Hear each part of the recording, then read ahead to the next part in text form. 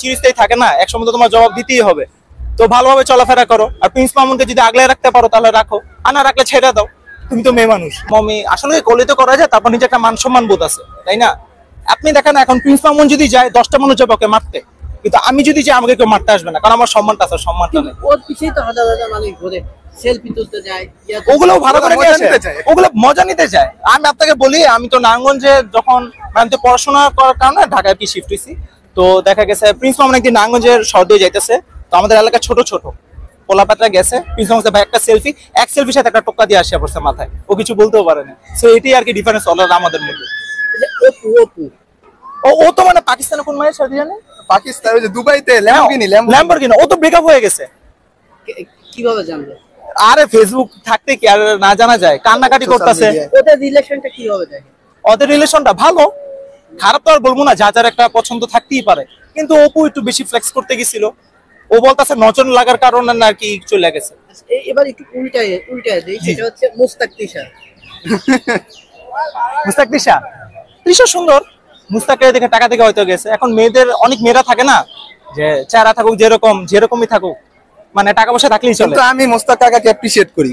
উনি নাকি আমি চাই মানে যদি আমার লাইফে এরকম কোন সময় আসে, হ্যাঁ এরকম কোন সময় আসে আমার লাইফে যখন আমার সাপোর্ট দেওয়ার মতো কোনো পাবলিক নাই, কিন্তু আমার I have money, so it's common যে আমি নিতেই পারি। এই যে মুস্তাক বলে যে 10টা ছেলের পাওয়ার না, আমার কাছে যদি আমেরিকান এক্সপ্রেস কার্ড থাকে আমি কেন নেব না? 10টা যুবকের পাওয়ার আমি রাখি, এই বিষয়টা আপনারা যুবক হিসেবে কিভাবে দেখেন?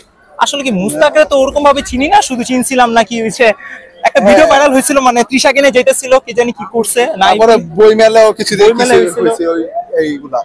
তো আসলে এগুলা মানে একদিক দিয়ে একটু অ্যাপ্রিশিয়েট করা যায়, আবার যায়ও না।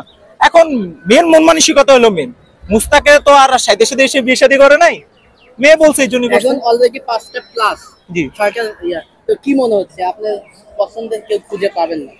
আমি ইনশাআল্লাহ পাবো, নিজের উপর ওই কনফিডেন্সটা কি আছে, মানে হয়ে যাবে। যদি না পান না আমি আপনার কাছে সর্বন্ন হব। আর আমি যে মানে ধরেন এখন যে মানে আমরা বক্তব্যগুলো দিচ্ছি এগুলা যদি ভাইরাল হয় তাহলে হয়তো আমরা পেয়ে যেতে ওর মাধ্যমে মানে কোনো সিঙ্গেল আপু যদি দেখে থাকেন অবশ্যই আমাকে কানেক্ট করবেন। আমার আইডি নাম হচ্ছে তানভীর ওসমানী। তো ফার্স্ট এটে আমাকে পাবেন, রিকোয়েস্ট পাঠাবেন, হাই পাঠাবেন, রিলেশন হয়ে যাবে। সাপোর্ট কি জানি ওটা, মানে ফ্রেন্ড রিকোয়েস্ট দিলে ফ্রেন্ড রিকোয়েস্ট ব্যাক পাবেন। এই যে প্রতি বছর রিলেশন করতেছেন, প্রতি বছরই ভেঙে যাচ্ছে। একবারই করছি,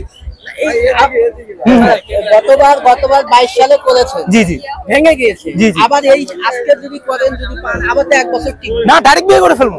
একদিন পছন্দ, দ্বিতীয় দিন বিয়ে, উকিলের জন্য ও আছে। আমি তো সাক্ষী তোমার জুনিয়র এটাই।